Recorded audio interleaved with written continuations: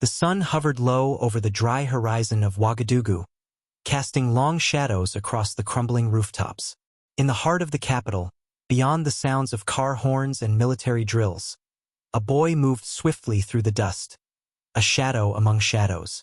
He was barefoot, his shirt torn, his face caked with grime. His name was Abdoulaye, a 12-year-old orphan whose parents had died during a terrorist raid in the northern Sahel region. Since then, he had wandered the city, selling cola nuts and water sachets to survive. Each day, Abdoulaye stationed himself near the presidential barracks. The soldiers, though hardened and often impatient, had grown used to the boy's presence. Some even gave him scraps of food when the commander wasn't looking. He had a sharp mind and sharper eyes. He watched everything. One afternoon, as the president's convoy roared past, black SUVs with tinted windows and heavily armed escorts, Abdoulaye stood silently at the corner, squinting through the dust. In one of those cars sat Captain Ibrahim Traoré, the man who had become the hope of the people. A revolutionary leader, stern but deeply loved for his raw honesty and bold stance against foreign exploitation. To Abdoulaye, Traoré was not just a president, he was a symbol, a dream, promise. But not everyone shared that dream.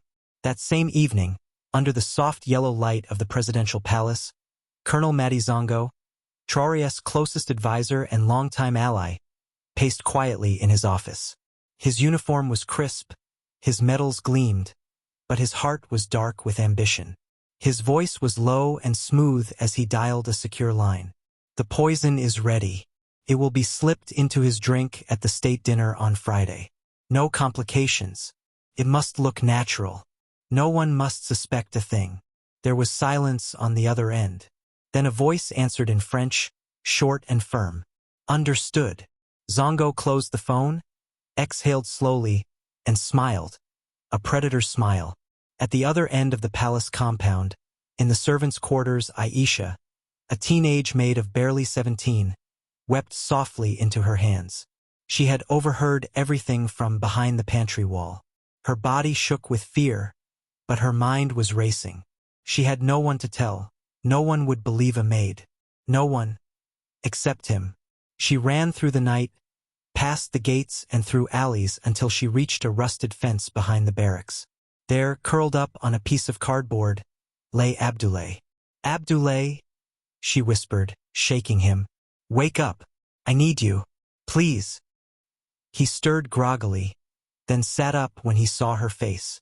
They're going to kill him, she choked out, her lips trembling. The president. They're going to poison him during the dinner. I heard them.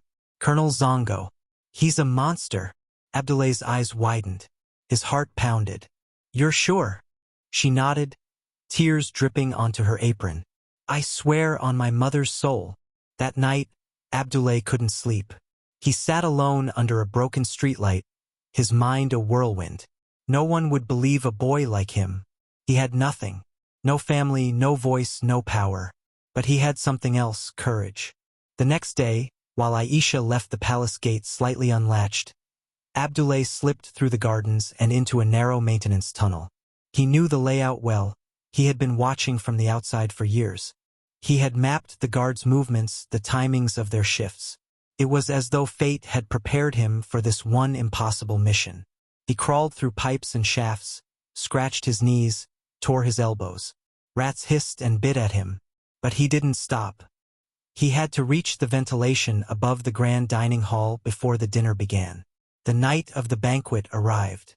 A regal atmosphere filled the air. The long table was lined with fine glassware, gold-rimmed plates, and perfectly arranged flowers. Ambassadors, generals, ministers, dignitaries from across West Africa. President Traoré entered, dressed in a clean-cut uniform, calm and focused. He shook hands, gave nods of respect. But behind him, Zongo lurked like a vulture. The poisoned wine was placed carefully at the president's seat.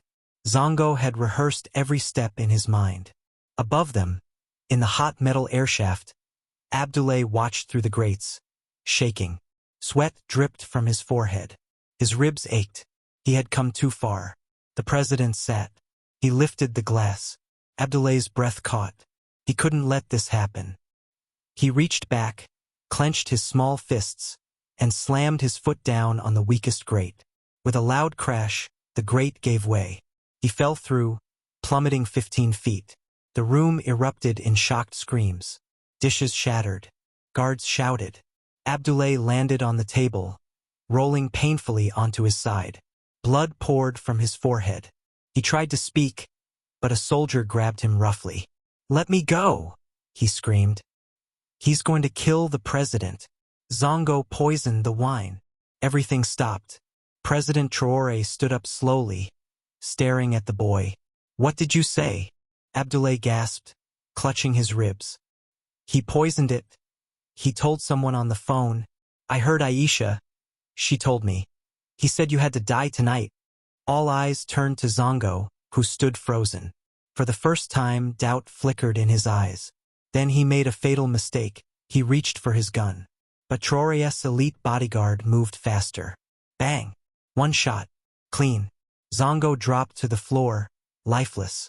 Hours later, the palace was locked down. Zongo's office was raided. Hidden phone records, foreign bank accounts, detailed assassination plans, all confirmed the boy's story. Abdoulaye lay in a hospital bed. His arm was broken, his body bruised, but his heart burned with something unfamiliar. Honor. The door opened. President Traoré entered, alone, without guards. He pulled a chair beside the boy and sat, watching him in silence. "You saved my life," he said finally. Abdoulaye blinked back tears. I didn't want you to die." Traoré reached for his hand. "You may have no parents, no money, no home, but today, you showed more courage than men 3 times your age." Abdoulaye whispered, "I'm just a street rat." "No," Traoré said. "You are the lion this country needs." 2 days later, Traoré held a national address, broadcast live across Burkina Faso. Standing beside him was Abdoulaye, dressed in clean clothes, his hand in a cast. The president spoke with fire in his voice. "This child saved not only me, but the soul of our country. He is a reminder that greatness does not come from wealth or title. It comes from the willingness to sacrifice for others." Crowds across villages and towns watched, many weeping. Traoré turned to the boy and placed a medal of valor around his neck.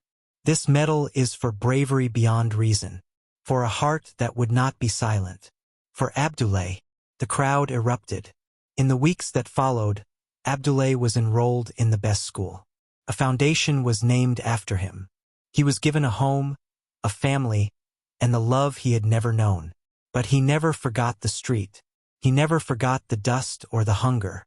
And every time he passed through the city gates, people rose and saluted, not just to the president, but to the boy beside him. Because they remembered. They remembered the orphan who saved a nation.